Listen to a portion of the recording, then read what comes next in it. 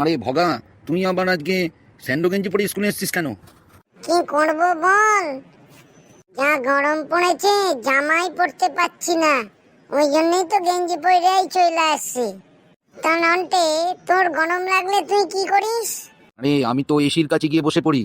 তারপরেও যদি তোর গরম লাগে তখন কি করবি?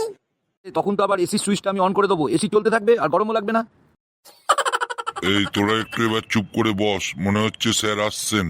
Sir, Good good morning. morning, sir. Yes yes, very good morning. সবাই ঠিক আছে তো? হ্যাঁ স্যার, ওই সবাই আর ঠিক কি, আছি, সবাই ঠিক আছি আমরা। আজকে তোদের হাফিয়ালি পরীক্ষার খাতাগুলো দেখানো হবে। তোরা কি কি ভুল করেছিস সেগুলো দেখে নিবি। ভগা মাস্টার নিয়ে আসছে খাতাগুলো। গুড মর্নিং স্যার, সবাই এসে গেছে তো?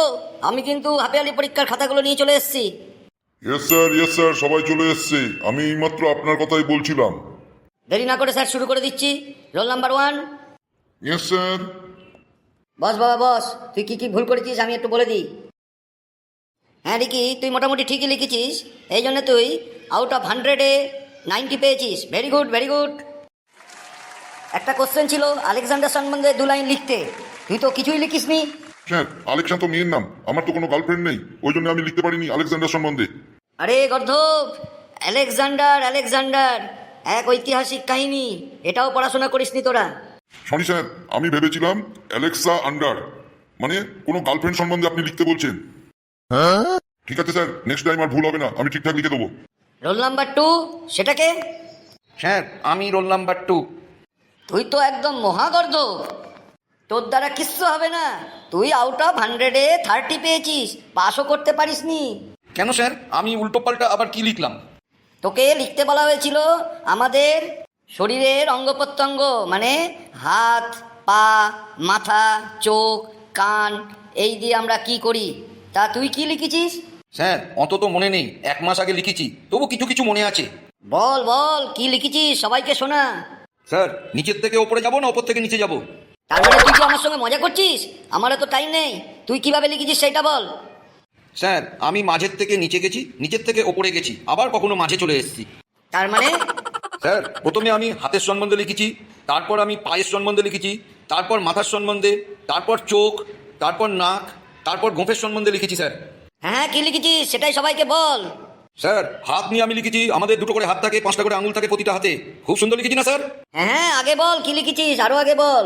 স্যার, তারপর লিখেছি হাত আমাদের খুব উপকার করে, হাত দিয়ে আমরা ভাত খাই, ভাত বলে তো যে কোনো খাবারই খাই, মারামারি লড়াই লাগলে থাপ্পড়ও মেরে দিই 2-4।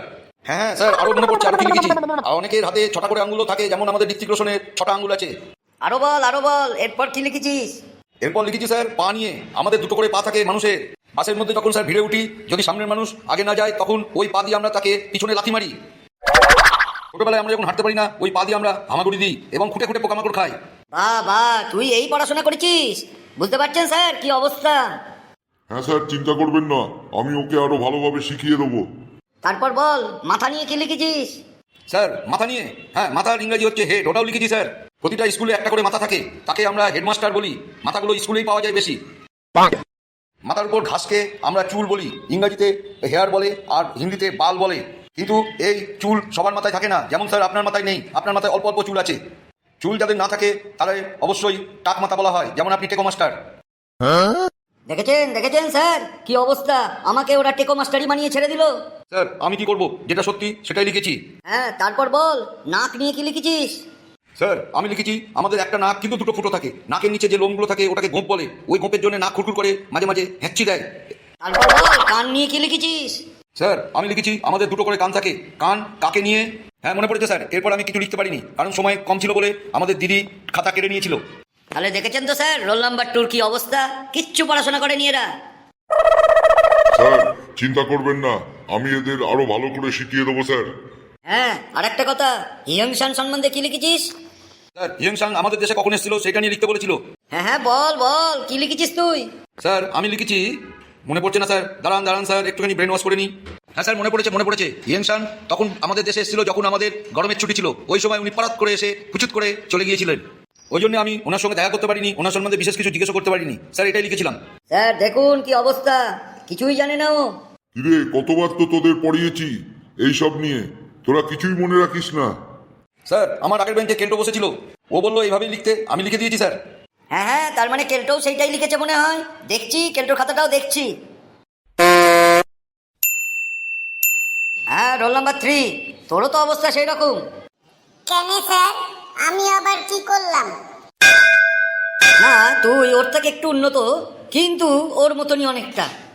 স্যার, এই জন্যই তো আমি পরীক্ষার সময় ওর থেকে একটু তফাতে বসি। এখন না হয় স্কুলে এখানে বসেছি ওর পাশে। ঠিক আছে ঠিক আছে, আজকে ছুটির ঘন্টা পড়ে গেছে, তোরা যা হোস্টেলে যা, পরের দিন আমি আবার খাতাগুলো দেখাবো তোদের। এক মিনিট, তোরা একটু বস। বন্ধুদের সবাইকে বলেছিস তো আমাদের চ্যানেলটাকে সাবস্ক্রাইব করতে, আর ভিডিওগুলো যেন প্রচুর পরিমাণে দেখে আর শেয়ার করে অন্য বন্ধুদের। হ্যাঁ স্যার, আমি বলে দিয়েছি।